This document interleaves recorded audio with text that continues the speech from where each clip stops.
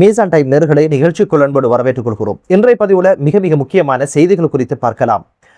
அமெரிக்காவினுடைய பிரமாண்டமான போர்க்கப்பல் மத்திய கிழக்கை விட்டு சென்று இப்போது அமெரிக்காவை சென்றடைஞ்சிருக்கு. 30 மணி நேர தீ விபத்து, என்ன நடந்த ஏது நடந்த என்ற பல்வேறு விடயங்களை பேசுறதோட ஈரானுடைய ஆதரவு ஆயுத குழுவினுடைய படத்தளபதி அதிரடியாக அமெரிக்கா கைது செய்த சம்பவமும் பதிவாகியிருக்கு.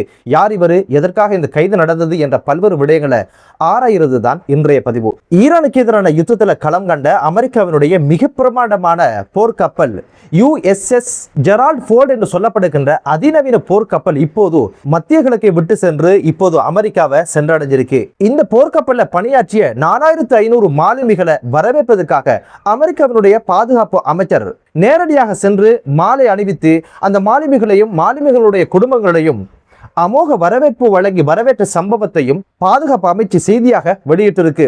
இந்த போர்க்கப்பல் அதனுடைய பணியை நிறைவு செஞ்சுட்டு குறிப்பிட்ட காலத்தை நிறைவு செய்ததுக்கு பிற்பாடு இப்போது அமெரிக்காவை சென்றடைஞ்சிருக்கு.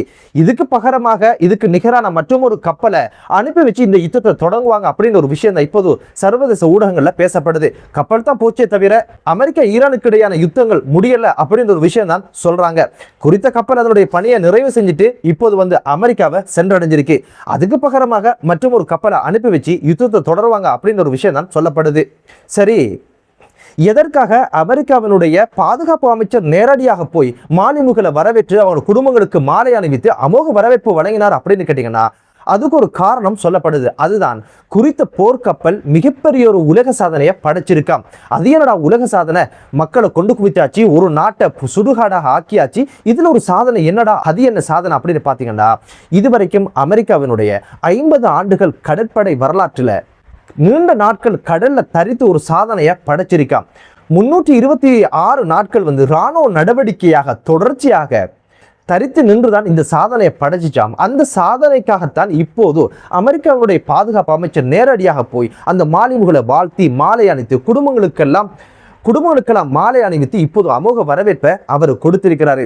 இதற்கு முதல் அதிக நாட்கள் கடல்ல தரித்து நின்ற கப்பல் எது அப்படின்னு கேட்டீங்கன்னா ஆப்ரஹாம் லிங்கன் என்று சொல்லப்படுகின்ற அமெரிக்காவினுடைய மற்றொரு கப்பல் தான். அது கிட்டத்தட்ட 295 நாட்கள் கடல்ல தரித்து சாதனை படைச்சிச்சாம். இந்த ஒரு கப்பல் 11 மாதங்கள் ராணுவ நடவடிக்கையில ஈடுபட்டிருக்கு. அதுதான் சாதனை. 2 மிக முக்கியமான நடவடிக்கைகள்ல இது பங்கெடுத்ததாம். ஒன்று வெனிசுலா ஜனாதிபதி நிக்கோலஸ் மதுரோவை கைது செய்வதற்கான நடவடிக்கையிலும் இந்த கப்பல் தான் பயன்படுத்தப்பட்டதாகும். அதுபோக ஈரானுக்கு எதிரான அமெரிக்காவும் இஸ்ரேலும் மேற்கொண்ட இந்த யுத்தத்திலும் இது களங்கண்டதாக சொல்லப்படுது. ஆனா என்ன, இந்த ஒரு யுத்தத்துல தான் இந்த ஒரு கப்பல் வாங்கி கட்டிருக்கு.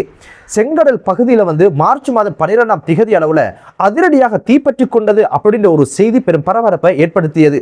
அமெரிக்க தரப்புல என்ன சொன்னாங்க அப்படின்னு பாத்தீங்கன்னா விழுந்தாலும் மீசையில மண் படல அப்படின்னு சொல்ற மாதிரி இது ஒன்றும் ஈரானுடைய தாக்குதல் கிடையாது, சும்மா அது தீ பற்றி கொண்டது, இது என்ன பஞ்சா சும்மா தீ பற்றி கொள்ள அப்படின்ற கேள்விகளும் சர்வதேச ஊடகங்கள்ல முன்வைக்கப்பட்டது. ஈரான் தரப்புல என்ன சொல்லப்பட்டது அப்படின்னு கேட்டீங்கன்னா அந்த தாக்குதலை துல்லியமாக நடத்தி முடிச்சது நாங்க தான் அப்படின்னு சொன்னாங்க. இந்த தாக்குதலுக்கு இலக்கான இந்த ஒரு கப்பலில் ஏற்பட்ட தீயை அணைக்கிறதுக்கு அமெரிக்காவுடைய ராணுவ வீரர்களுக்கு 30 மணி நேரங்கள் தேவைப்பட்டிருக்கு. அதுபோக 600 ராணுவ வீரர்களுடைய படுக்கை அறைகள் எல்லாம் தீக்கிரையான சம்பவம் பதிவானது மட்டுமல்லாம குறித்த ராணுவ வீரர்கள் தூங்க முடியாத சூழ்நிலையில தரையிலும் மேசைகளிலும் படுத்து உறங்கிய காணொளிகளும் வெளியான சம்பவம் பெரும் அதிர்ச்சியை ஏற்படுத்தியிருக்கு. அது மட்டுமல்ல, சுகாதார ஒரு பிரச்சனையும் அவங்களுக்கு ஏற்பட்டதாம். அது என்ன அப்படின்னு பாத்தீங்கன்னா 550 கழிவறைகள் பயன்படுத்த முடியாத அளவுக்கு சேதமானதன் காரணமாக பல்வேறு சுகாதார பிரச்சனைகளும் அவருக்கு ஏற்பட்டதான செய்திகளும் சர்வதேச ஊடகங்கள்ல வெளிவந்தது.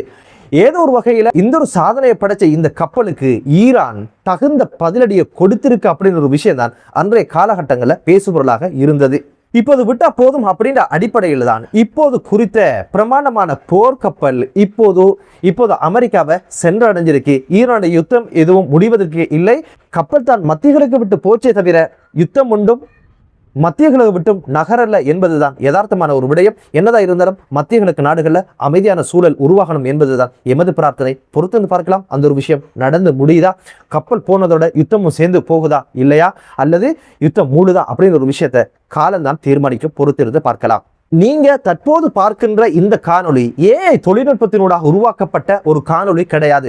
நிஜத்துல ஒரு தீ விபத்து தான் இந்த ஒரு காணொளி. கடல் நடுவே எரிவாயு மத்திய நிலையம் ஒன்று எரிகின்ற காட்சி தான் இது. இந்த ஒரு சம்பவம் எங்க நடந்திருக்கு அப்படின்னு கேட்டீங்கன்னா வெனிசுலாவுடைய கடல் பரப்பில் தான் அந்த வெனிசுலா நாட்டினுடைய எரிவாயு மத்திய நிலையம் ஒன்று தீ பற்றி கொண்ட சம்பவம் தான் பதிவாகி இருக்கு. இதை அணைப்பதற்கு போராடியவர்கள் சீன நாட்டு பிரஜைகள், அவர்கள் தான் 5 பேர் படுகாயமடைந்த சம்பவம் பதிவாகி இருக்கு. இது குறித்து வெனிசுலா அரசு என்ன சொல்லிருக்கு அப்படின்னு கேட்டீங்கன்னா தொழில்நுட்ப கோளாறின் காரணமாகத்தான் இந்த தீ விபத்து ஏற்பட்டதாக அறிவிச்சிருக்கிறாங்க. ஆனா பல்வேறு ஊடகங்கள் ஈரானுடைய தாக்குதலுக்கு அமெரிக்காவினுடைய போர்க்கப்பல் இலக்காகி பற்றி எறிகின்ற காட்சிகள் பல்வேறு செய்திகள் வந்தது. அதில் எதுவுமே உண்மை கிடையாது. இதுவரைக்கும் இதனுடைய சேதாரங்கள் என்ன, காயப்பட்டவர்களுடைய உடல்நிலை குறித்த எந்த ஒரு தகவல்களும் வெளிவரல. வெனிசுலாவிலிருந்து எண்ணெய்களையும் எரிவாயுகளையும் வாங்குகின்ற பணியில ஈடுபடுகின்ற நாடு சீனா. அதனால் தான் இப்போது சீனா அணைக்கின்ற ஒரு பணியில ஈடுபட்டிருக்கிறாங்க.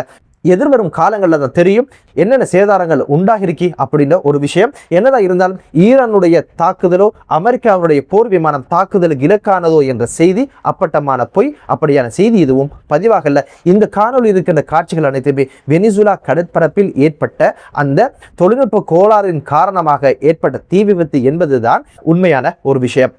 அடுத்த செய்தி என்ன அப்படின்னு பார்த்தீங்கன்னா வெனிசுலா ஜனாதிபதி நிக்கோலஸ் மதுரோவை கைது செய்தது போல அதிரடியாக இப்போது அமெரிக்க ராணுவம் ஈராக்கை தளமாக கொண்டு ஈரானுடைய ஆதரவை பெற்ற ஆயுத குழுவினுடைய படத்தளபதி முகமது பாக்கர் என்று சொல்லப்படுகின்ற நபரை அதிரடியாக கைது செய்த சம்பவம் தான் இப்போது மிக பெரும் பரபரப்பை ஏற்படுத்தியிருக்கு.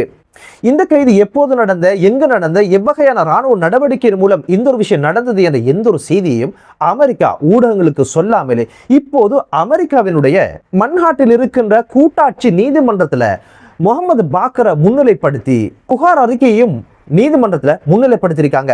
குறித்த புகார் அறிக்கையில ராணுவம் என்ன சொல்லிருக்கு அப்படின்னு கேட்டீங்கன்னா அமெரிக்கா மற்றும் ஐரோப்பா நாடுகள்ல 18 இடங்கள்ல பயங்கரவாத தாக்குதலை நடத்துவதற்கான திட்டத்தை வகுத்திருந்தாரு. உளவுத்துறைக்கு கிடைத்த தகவலின் அடிப்படையில் தான் இவரை கைது செய்து நீதிமன்றத்தில் முன்னிலைப்படுத்தியிருக்கிறோம் அப்படின்ற விஷயத்தை மட்டும் குறிப்பிட்டிருந்தாங்க. ஆனா எப்படி இந்த ராணுவ நடவடிக்கை நடந்தது, எந்த படையை கொண்டு இவங்க கைது செஞ்சாங்க, எந்த பிரதேசத்துல கைது செஞ்சாங்க, எப்படி அமெரிக்கா கொண்டு போனாங்க அப்படின்னு எந்த ஒரு விஷயங்களை வெளிப்படுத்தாத சூழ்நிலையில தான் நீதிமன்றத்துல இப்போது முகமது பாக்கரை முன்னிலைப்படுத்தியிருக்காங்க. உண்மையிலே இந்த குற்றச்சாட்டின் காரணமாகத்தான் அமெரிக்கா இவரை கைது செய்ததா அல்லது கைது செய்ததுக்கு பின்னால ஏதோ ஒரு குற்றச்சாட்டை கண்டுபிடிச்சு சொன்னாங்களா அப்படின்ற கேள்வியும் எழ ஆரம்பிச்சிருக்கு. காரணம் என்னன்னா வெனிசுலா ஜனாதிபதியை கைது செஞ்சாங்க, அதற்கான காரணங்களையும் சொன்னாங்க. அதுபோலதான் அதிரடியாக இந்த முகமது பாக்கரை கைது செய்ததுக்கு பின்னாலும் ஏதோ ஒரு காரணத்தை சொல்றாங்களா, உண்மையிலே பாக்கர் 18 இடங்கள்ல தாக்குதல் நடத்துவதற்கான திட்டங்களை வகுத்தாரா என்பது தெரியல.